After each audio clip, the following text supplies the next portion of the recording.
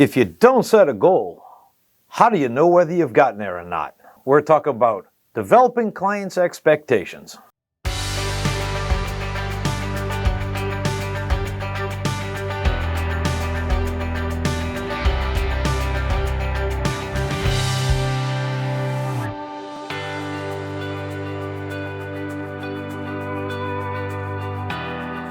Hi, Chuck Boutall again, here with another When It Comes Down to It. And today we're talking about developing clients' expectations. Managing them is in your scope of work. Before you even get there, we got to develop them. This basically means we need to discuss with the customer what their expectations of this project is going to look like when we're finished. We don't properly set this up, we're looking for disaster because we don't have a target to even shoot at in that particular case. It would be a real problem. How we develop reasonable goals with the customer comes down to two basic things. Number one, we need to make sure that the goals are obtainable. So that means that the time frame, the materials shipping in, the manpower needed, whatever is all going to be okay. Never overpromise and underdeliver. Always the other way around. Underpromise and overdeliver.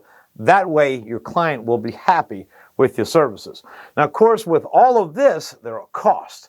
We need to make sure someone's paying for this because we're going to be invoicing for it. So the whole concept is, are these costs going to be incurred by the customer or they're going to be refunded through an insurance company or other third-party entity? So the whole concept here is make absolutely sure that the goals are obtainable by you in a good time frame with no problems, and also that the costs have been explained to the customer and they're okay with that so you can get your contract signed and get that scope of work started.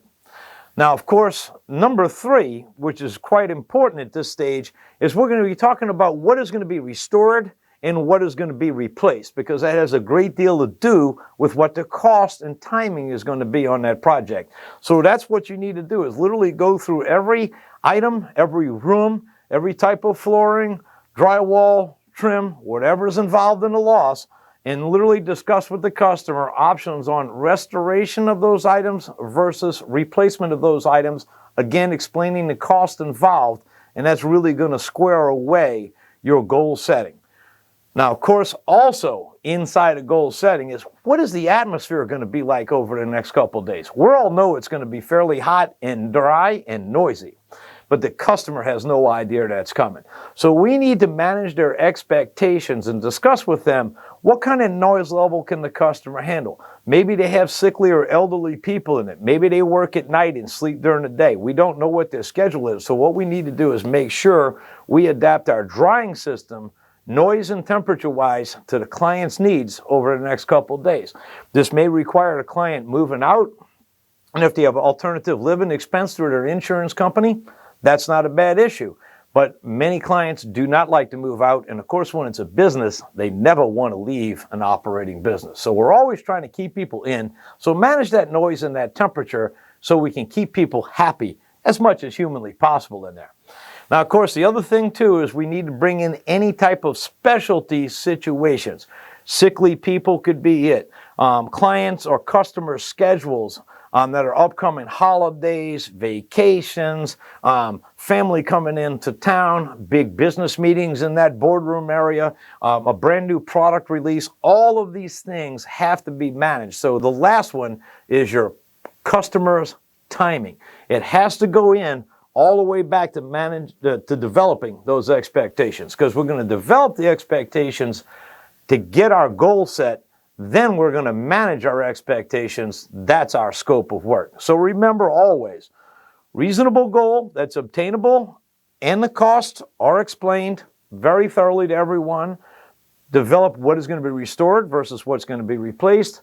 Manage the atmosphere with noise and temperature, and deal with that client's special situations and any type of scheduling needs. Follow those things and you should be fine. So when it comes on down to it, you want to basically give the customer what a good friend of mine, Howie Wolf, calls the plastic steering wheel. It lets them think they're actually in control of that car, like you may have done to a son or a daughter at some point in time when they really want to learn how to drive. But the concept is you're giving them the options.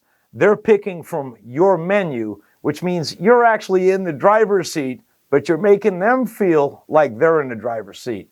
That's part of the way to do business and the perfect file system. Thanks to C&R Magazine for distribution of the series, and thanks to you for learning with RTIlearning.com.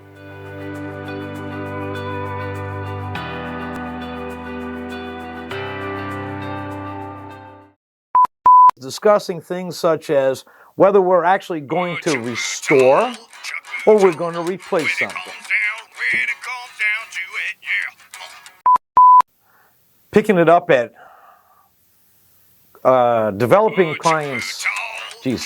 Developing clients. It was turned off.